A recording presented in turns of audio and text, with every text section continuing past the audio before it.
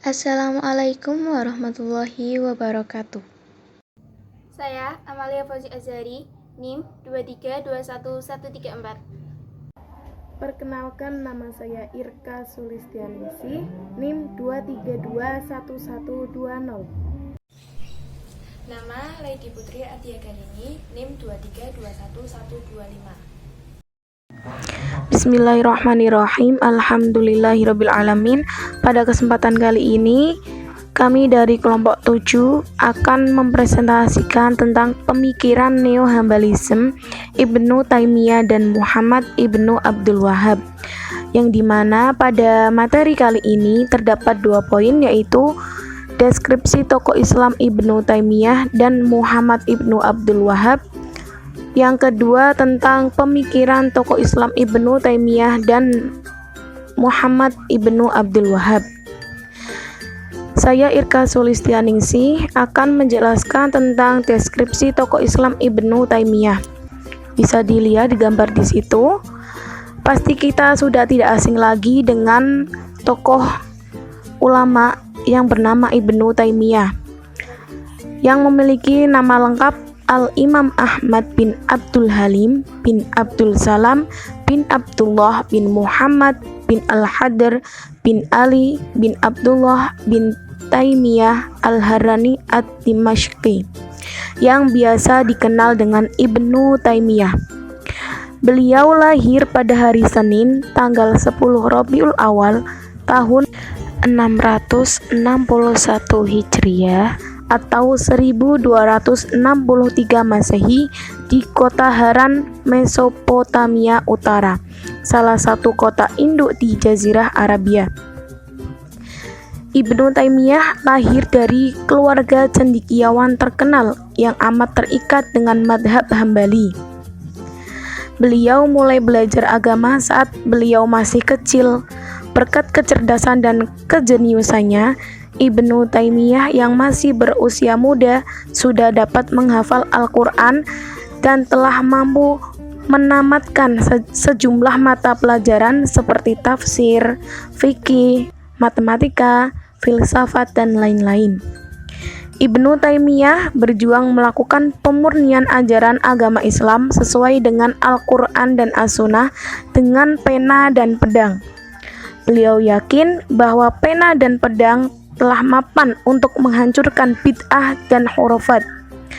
Adapun kitab-kitab peninggalan Ibnu Taimiyah hingga sekarang masih eksis. Di antaranya 1. Minhajus Sunnah, 2. Al-Jawab As-Shahih Liman Badala Dina Al-Masih, yang ketiga Kitab Al-Nubuwat, yang keempat Ar-Raddu ala Al-Mantiqiyin, yang kelima Iqtidau As-Sirati Al-Mustaqim, dan masih banyak lagi. Saya Amalia Fauzi Azhari akan menjelaskan tentang deskripsi Muhammad Ibnu Abdul Wahhab. Muhammad bin Abdul Wahhab berasal dari keluarga yang dikenal sebagai keluarga para ulama. Pada abad ke-11 Hijriah, ulama paling terkenal yang ada di Najd adalah kakek langsung beliau, yaitu Sulaiman bin Ali, yang menjabat sebagai qadhi atau hakim utama di Rudah Sudair. Setelah berhenti, beliau pindah ke Uyainah yang menjabat sebagai qadhi pula, serta menjadi syekh atau guru ilmu-ilmu syar'i bagi sejumlah penuntut ilmu.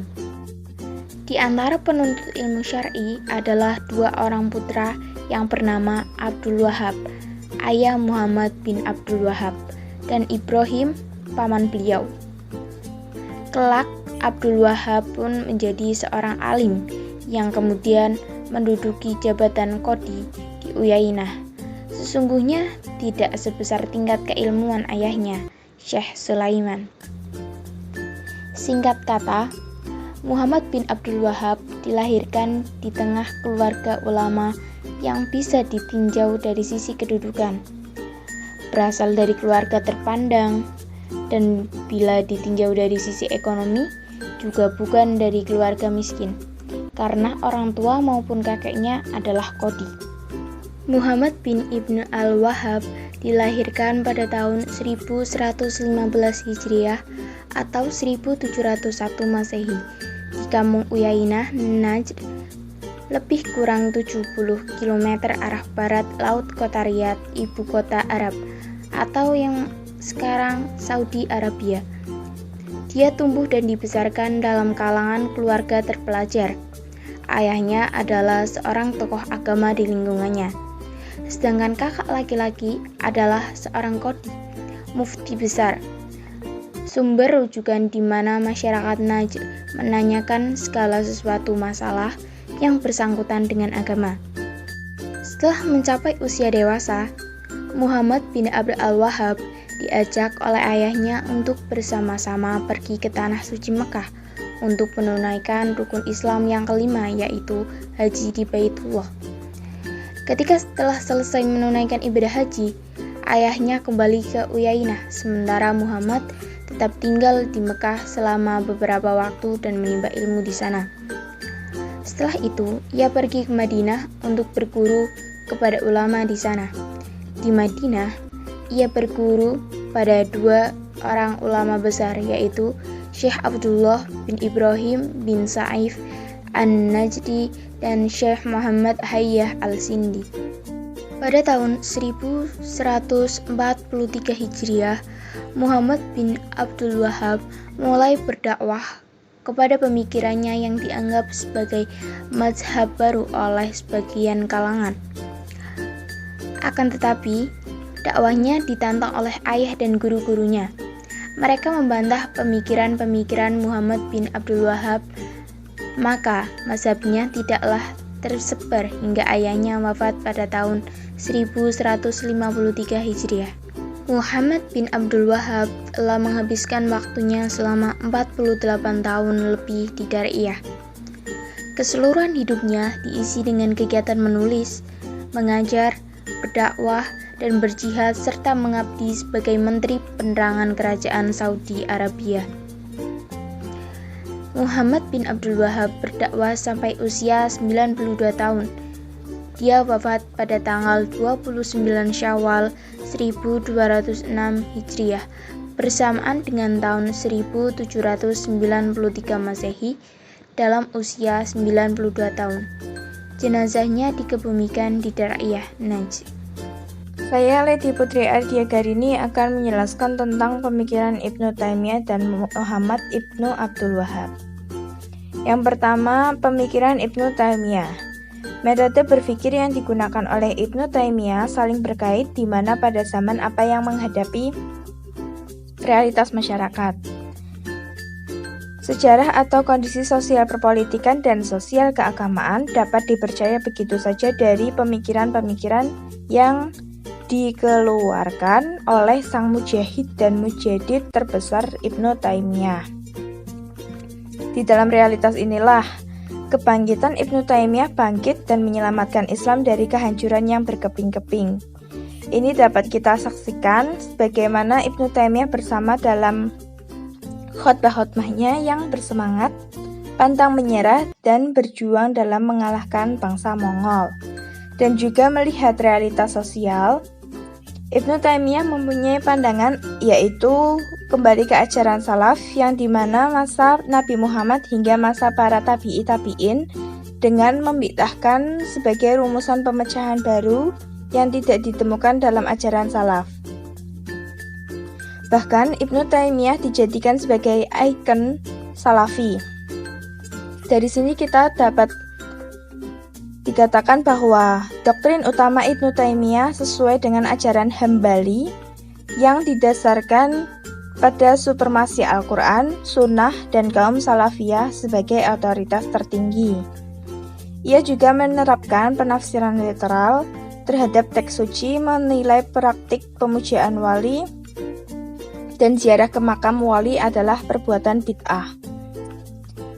Puritanisme Islam sangat mewarnai pemikiran Ibnu Taimiyah karena menurut beliau lemahnya pusat kekhalifahan di Baghdad sehingga banyak wilayah Islam yang takluk dan diambil oleh kaum Karamitah dan Batiniyah.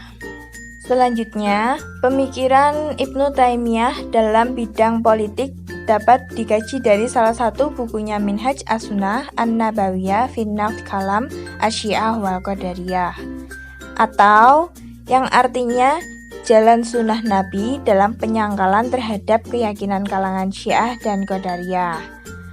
Kemudian yang kedua ada pemikiran dari Muhammad Ibnu Abdul Wahhab, di mana sangatlah terpengaruh dengan pemikiran Syekh Ibnu Taimiyah, begitu pula dengan muridnya Ibnu Qayyim. Di antara dasar-dasar pemikiran Ibnu Taimiyah yang mempengaruhi pemikiran Muhammad Ibnu Abdul Wahhab sebagai berikut. Yang pertama, berpegang kepada Al-Quran dan Sunnah sebagai sumber utama syariat. Yang kedua, menyeru untuk memurnikan pemahaman tauhid dan menuntut orang muslimin untuk kembali seperti orang-orang muslim pada masa awal Islam. Yang ketiga, berpegang teguh kepada manhaj salaf saleh dan para imam mujtahid. Kemudian yang keempat, meninggalkan fanatisme serta berdakwah untuk mengikuti kebenaran sesuai dalil. Selanjutnya kelima, menetapkan bagi Allah dalam perkara asma dan sifat sesuai dengan yang Allah tetapkan serta menafikan apa yang Allah nafikan.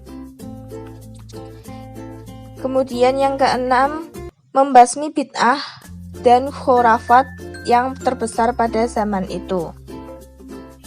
Sekian dan terima kasih. Quotes of the day: orang bijak belajar ketika mereka bisa. Orang bodoh belajar ketika mereka terpaksa. Arthur Wellesley. Sekian dari kami. Wassalamualaikum warahmatullahi wabarakatuh.